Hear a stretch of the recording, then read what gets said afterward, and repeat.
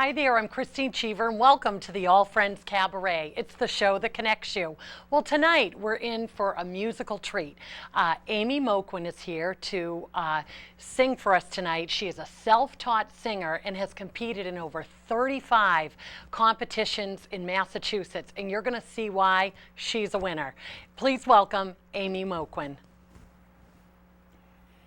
Oh, listen, sisters, I love my Mr. Man, and I can't tell you why. There ain't no reason for me to love that man. It must be something the angels done planned. Fish got to swim and birds gotta fly. I gotta love one man till I die. Can't help loving that man of mine.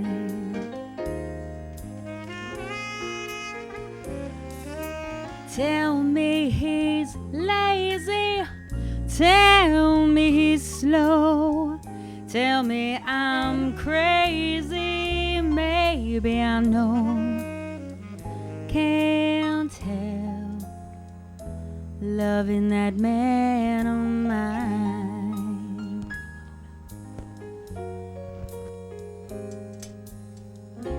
When he goes away, that's a rainy day. Then when he comes back, the day is fine. The sun will shine. He can come home as late as can be. Home without him ain't no home for me. Can't help loving that man of mine. When he goes away, that's a rainy day. Then when he comes back, the day is fine. The sun will shine. He can come home as late as can be. Home without him just ain't no home for me. Can't help loving that man of mine.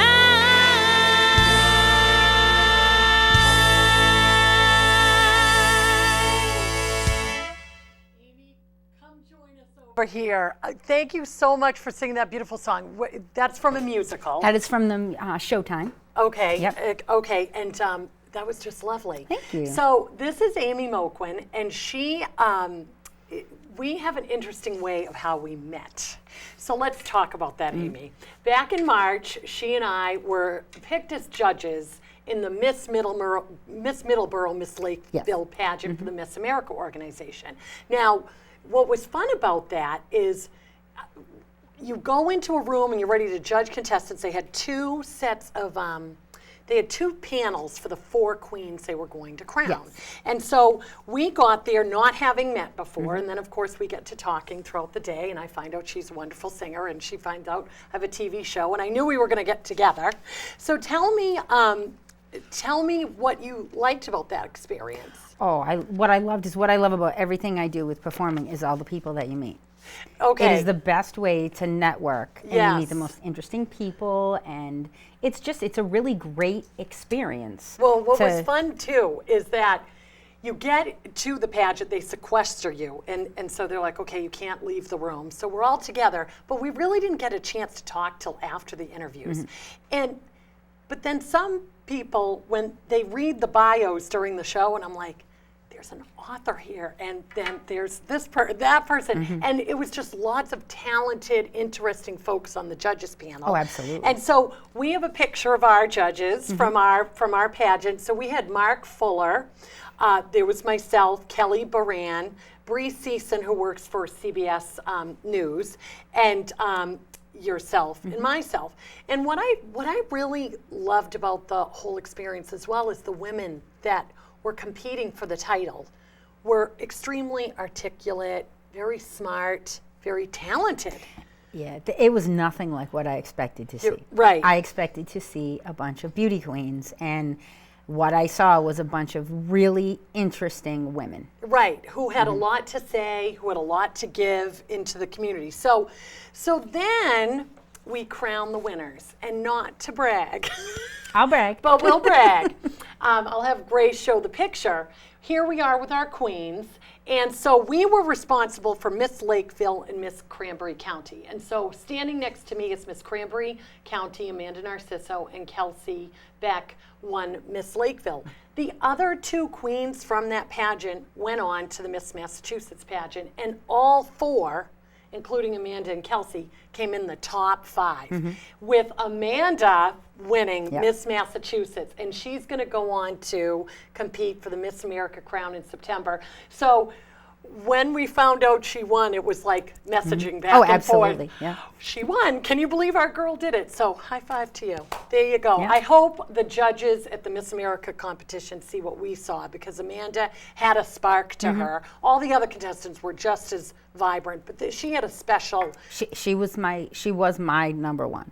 Yeah, she was the number one that I picked. Yeah, from the moment we interviewed her, Yes. just the way she looked you right in the face. She had such a way to speak. She was Yes. wonderful, wonderful. Yes. So and very talented. So again, that's how we met, and so I'm so glad that our worlds came together Absolutely. on that day. So let me talk about you now. Let's talk about this wonderful powerhouse of a voice you have, and tell me about self-taught singer. I've never had lessons or anything like that. I always had a voice. A lot of people will commend me on my talent. They say, "Oh, you have such a great voice." I don't have credit for that because it was given to me. I always had it. What I do get credit for is working with it and figuring out how to use it correctly and what my strengths are. And I've learned that only over the past 5 to 6 years. I really did not do any public singing up until about 2008. And so as a child, did you sing in the choir? Did you? Nope, I sang in my bedroom with a hairbrush as a microphone in front of the full-length mirror. And that's it. And you never joined choir or chorus or? No. And what prevented you from doing I that? had no self-confidence whatsoever. Okay. So tell me about that journey of what got you to say, hey, I'm going to do this. You know, as you get older and you get more mature and you realize that it's not all about how you look. And I was always very self-conscious about how I looked. I wasn't a skinny little girl. I wasn't that pop star image. Okay. And I always felt that I would have been made fun of, and I just didn't have that self-confidence. And you know, then I was about 37 years old or somewhere around there. So we At really the time, jumped. Yes, we did. Well, I didn't do a lot for a long time. For a long time, I just went about my life and I didn't really sing other than a few, karaoke incidences in a bar here or there. But having a good night. My hometown was doing an idol type competition, and one day I went, I'm gonna go. I went and I auditioned, and the first year I actually didn't make it. And then the next year I was really mad that I didn't make it. Audition for it, absolutely. Okay. It was an extremely talented group of people. And the next year I was like, well, I'm making it this year. And I practiced and I made sure that I listened to what the judges had said to me.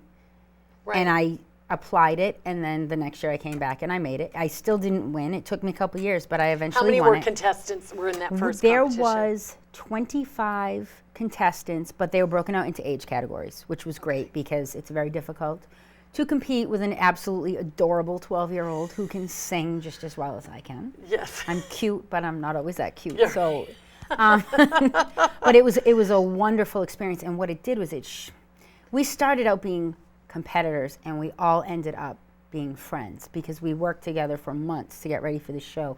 I still am so close with so many of those people, and it gave me an appreciation for competition that so many people I see don't have. And I always try to share that part with them.